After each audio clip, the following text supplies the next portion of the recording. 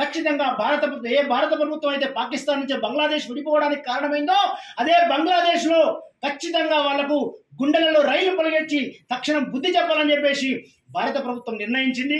దానిలో నిరసన కార్యక్రమంగా ఈ యొక్క తెలంగాణ ప్రాంతంలో ప్రతి చోట ప్రతి నగరంలో పెద్ద నిరసన కార్యక్రమాలు ఈరోజు జరిగాయి. వారిని కూడా ఈరోజు యొక్క వివాహ వార్షికోత్సవ సందర్భంగా ఆ యొక్క హిందువులకు మేము ఉన్నామని చెప్పేసి ఆ పరమాత్మ యొక్క భజన చేయడం జరిగింది.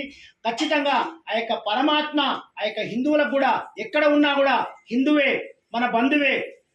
ఏంటంటే ఆత్మీయతను పంచి అనురాగమును పెంచి అమ్మ వడిలో బిడ్డలు ఆట ఆడుకున్నట్లు కష్ట సుఖములలోన కలిసిమెలిసి ఉంటుంటే బ్రతుకు సుఖమయ్యేనురా, బంగారు కళ్ళన్ని పండేనురా, ఉన్నోడు లేనోడు పేదోడు ప్రతివాడు అమ్మ వడిలో బిడ్డలు ఆట ఆడుకున్నట్లు కష్ట సుఖములలోనే కలిసిమెలిసి ఉంటుంటే బ్రతుకు సుఖమయ్యేనురా, బంగారు కళ్ళన్ని పండేనురా అన్నట్టు ఆ యొక్క భగవంతుడు వాళ్ళందరి కష్టాలను తొలగించి ఖచ్చితంగా బంగ్లాదేశ్ యొక్క మెడలు వంచి భారత ప్రభుత్వానికి ఆ యొక్క పరిపాలించేటువంటి యోగ్యమైనటువంటి వ్యక్తులకు ఈ కృష్ణ పరమాత్మ తన చక్రాన్ని తప్పకుండా ఒసంగించి వాళ్ళ యొక్క కుత్తుకలు కత్తిరించి ఈ ధర్మాన్ని, ఈ సనాతన ధర్మాన్ని ప్రపంచము ఈ యొక్క ఆకాశంలో నక్షత్రాలు ఎంతకాలం ఉంటాయో, ఈ ఆకాశంలో సూర్యచంద్రులు ఎంతకాలం ఉంటారో, ఈ భూమి ఎంతకాలం ఉంటుందో, తప్పకుండా సూర్యుడు ఎంతకైతే తూర్పున ఉదయిస్తాడో అంతవరకు ఈ సనాతన ధర్మం రక్షింపబడాలని చెప్పేసి ఆ శక్తిని యుక్తిని ఇవ్వాలని చెప్పేసి ఆ పరమాత్మను వేడుకుంటూ ఈ యొక్క అవకాశం ఇచ్చిన మీ అందరికీ సమయం అవుతుంది, అయినా నా కోసం అవకాశం ఇచ్చారు.